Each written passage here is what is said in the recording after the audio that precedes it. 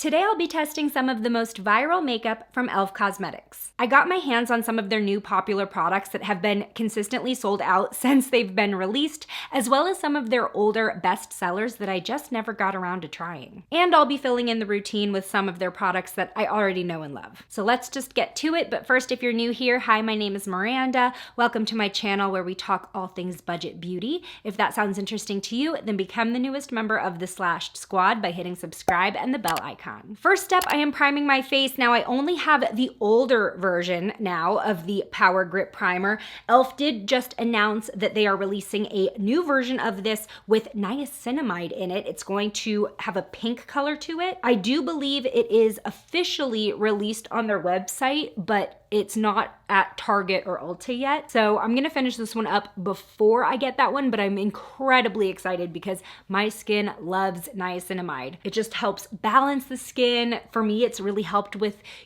my texture and tone when I use like niacinamide serums. But if you have watched me consistently, then you know that this has become my favorite drugstore primer. It just does the job. It does have that sticky consistency, which really holds on to your foundation for hours, looking super fresh. The only downside to this is that it does have a thicker feel to it. Like I can really feel when I'm wearing this. Now, before I reach for one of the newer products, I gotta grab one of my old favorites, the e.l.f. Hydrating Camo Concealer, because I got some stuff to cover. So I'm using light beige. So I'm going to utilize the sticky method of concealing acne here, which consists of using a sticky primer. Check. And then I'm using the concealer to cover directly over the spots that I want to conceal in a thin but even layer. And then I let this concealer completely dry before moving on to my foundation. So this next product from e.l.f. has probably been the hardest to find since its release.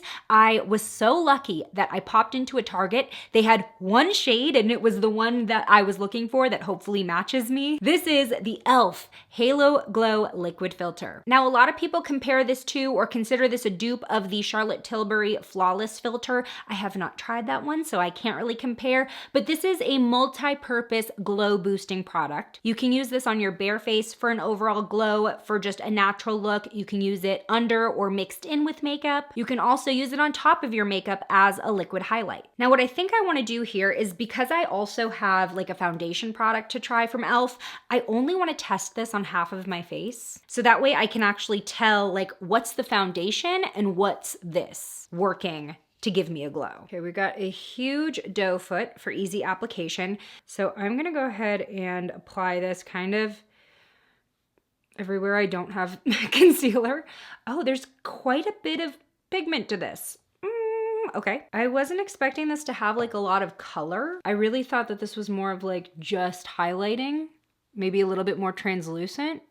So that's interesting. I'm gonna kind of stay away from my nose though. Okay, I'm just gonna blend this in with a damp sponge.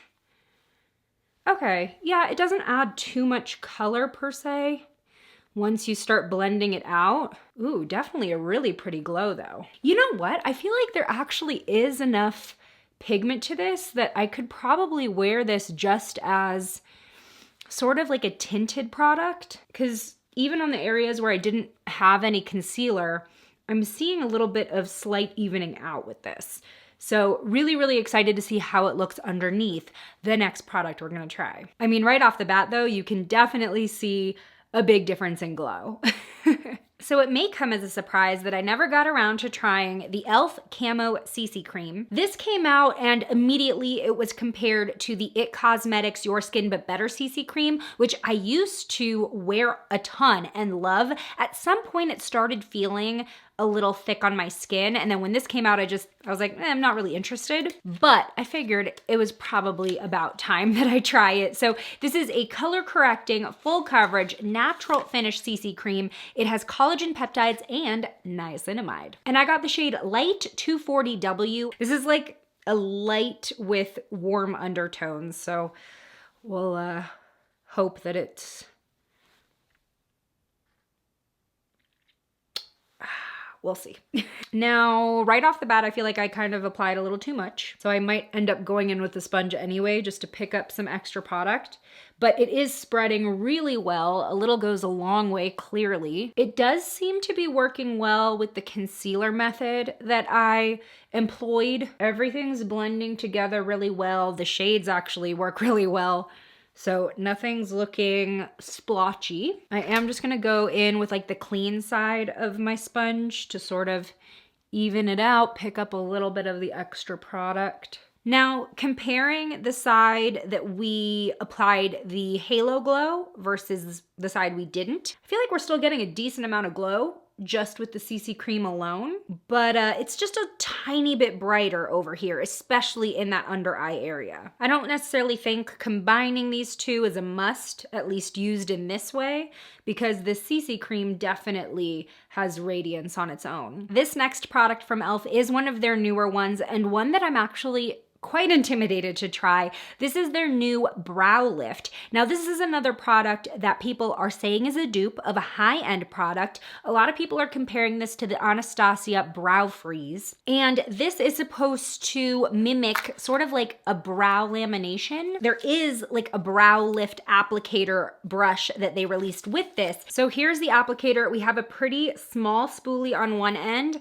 and then this flat spatula looking thing. The directions state to bend the spoolie about 45 degrees. It looks like it's already kind of bent, but I'll do it some more. Okay. Brush brows into desired shape and then use the flat end to press the brows into place until set. What's the difference between this and soap brows is what I want to know. Because they also have a soap brow product. I have like an absence of hair in my arch area here. So that is typically the area that I like need to fill in most. And I'm like just drawing on skin over there. Ooh, it's looking way better on this brow. I feel like my brow is trimmed better on this side.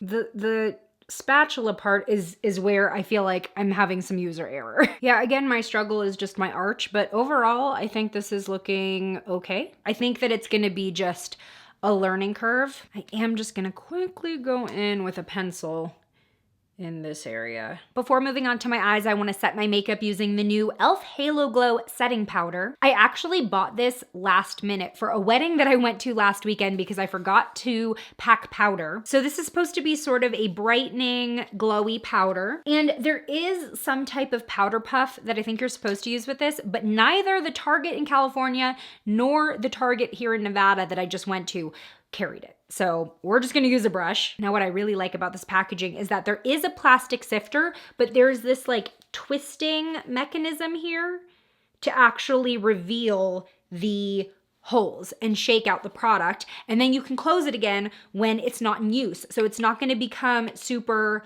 messy, just kind of like rolling around in your bag or your drawer. Now, what I like about this is it seems to set my foundation and give this really nice smooth appearance without dulling it out. Like, it maintains the glow that all the other products have given and maybe even adds just a little bit more. Moving on to the eyes, I have tried their No Budge cream eyeshadow before, but only in the white shade. And I've been using that on and off as like an eyeshadow base, but I haven't tried any of the other colors and I haven't tried to create a look with them. So today I have the shade Sand Dune and I'm hoping to create somewhat of like an easy 2-shade smoky eye. Sort of like a medium brown. It's not too dark, maybe even taupey. Should we consider this taupe? There's definitely some heavy gray undertones to it. Now, my problem with the white version of this that I've been trying to use as like an eyeshadow base is I felt that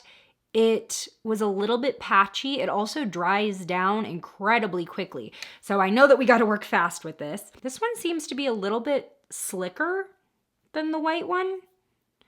The white one really had this dry texture to it. But yeah, even if I didn't plan on going in with another shade, this would make a perfect 1-shade smoky eye. Anybody could achieve this, no matter their level of skills. Just your finger and a brush, all you need. So I'm taking the e.l.f. No Budge Shadow Stick, which I have used and loved. This is probably like one of my most used eyeshadows in general right now. And I'm going to load that up on my finger as well, and then tap that at the middle of my lid, just to create a little bit of that dimension. The reason I'm loading it up on my finger instead of just using the crayon straight on my eyelid is I don't want to drag any of the taupe shadow out of place by like drawing right on top of it. These shades go together so well. Okay, this is definitely my new favorite eye combo. Next product I actually want to revisit from an old wear test. This is the e.l.f. No Budge Retractable Liner.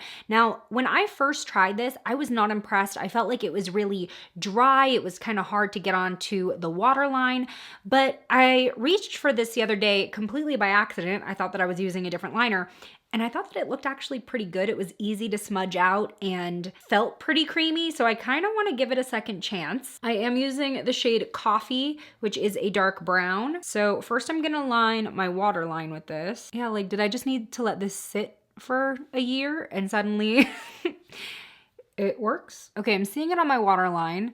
Obviously, it's not as dark as if I were to have used black, but it's definitely there. I don't feel like I'm tugging or like irritating my waterline or anything. I'm gonna go ahead and add it to my outer corner here. And then just taking my Sigma E06 brush, gonna wing it out a little bit. Okay, it's definitely setting quickly, so I don't have a lot of time to like wing or smudge it out, but it's like just enough time if I know what I'm getting myself into. That looks fine. What the heck? This is why when a product doesn't work for me right off the bat, I don't declutter it right away, unless for some reason it's like completely irredeemable.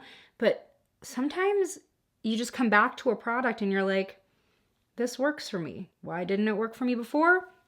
I have no idea, but it is working for me now. Like I said, this has been open for at least a year, maybe a couple of years. It's probably technically expired, so do that at your own risk. I think this looks so pretty. Okay, well, I think I've officially changed my mind about this No Budge retractable liner, because my main complaint about this in the past was that it was too dry, it set too quickly, I couldn't work with it, and I think I just proved all of that wrong. I'm also curious whether or not that varies shade to shade, because I did a lot of my testing with the black shade of this product. That could also play into it, but either way, at least the brown one, very workable. I like the look. I do not currently have an e.l.f. mascara to use in this look, so I'm just gonna throw something else on. Now, just checking in on how my foundation is doing, because we are about to move on to bronzer and blush and highlight. I'm seeing a little bit of bunching in my expression lines. I'm just gonna try to tap that out a little bit, more so in my laugh lines than on my forehead, and a little bit under my eye as well. What I think I'm gonna do is just add a little bit more powder in those areas. Okay, here's the second most intimidating product of this try on. I have spoken before about how every time I try an e.l.f. putty product, it just doesn't work well for me. I don't know if it's the texture or the formula or what, but it always just sits weird on my skin. With that said, I did want to give their putty bronzer a try. I have the shade Honey Drip. Now, I do believe they have like a special brush. I'm just gonna go in with a small stipple brush. This is from AOA Studio. It's a little bit more neutral than it is warm, which makes it decent for contouring with, while also adding warmth to the face. So I do think that this stipple brush method is applying this product pretty well. And maybe that's just the trick to using these putty products, is that you're not like dipping in with your fingers and swiping them on your face. You need to be a little bit more intentional, because right now this is looking pretty nice. Yeah, I actually really like this color. I was nervous. I think I got lucky. Yeah, adding some good definition. I'm not upset about this. On the flip side, I have tried and I do enjoy using the e.l.f. Luminous Putty Blush. This has a very different texture than their normal putty blush. It is a little bit more slick and, in my opinion, so much easier to blend out. I have tried the normal putty blush and I wasn't a fan of how it looked on my skin, and I just think this ends up blending in a lot easier. Now again, I'm going in with a stipple brush. This one's a little bigger, from Lexi, and this shade is called Maui. It is this beautiful medium pink. with slight gold shimmer to it. Now, if you apply this like with your fingers, you're gonna see a lot more of that shimmer. It might look overpowering, but again, with this stipple brush method, I feel like it ends up looking radiant versus glittery. This is almost like a highlighting blush as well. When I use this, I find very little need to add much more highlight than this already gives me. Although what's funny is looking at my face, like side by side, I'm definitely getting a little more glow on this side that we put the Halo Glow filter thing on versus over here. I mean, it's there, but like, bam. Speaking of the Halo Glow filter, I am gonna bring it back to add a little bit of highlight to the tops of my cheeks. Like I said, this side, I feel like we've already highlighted, so I'm really just going to dot a little bit right there. But I think with our side-by-side test, we definitely already determined how much glow you can get with this underneath your makeup. Definitely saw a difference there. I like this. Okay, I understand why this was sold out for so long. It is very pretty. It also just kind of like melts into the skin. I feel like the liquid highlight method is probably how I'm gonna end up using this filter product the most, although I definitely can see myself using it underneath some of my more matte foundations just to give it a little boost. But I mean, I barely applied any more to the top of my makeup. I feel like I am beaming. So this bottle is gonna last me a long time. Last up, I've had this in my collection for a little bit, but I think I've only tried it once in a What's New at the Drugstore video. This is their Glossy lip stain. Now this shade is called Cinnamon Dreams, and I think it's gonna be a little warm for the rest of the look today, but let's try it out. Let me just get the foundation off my lips.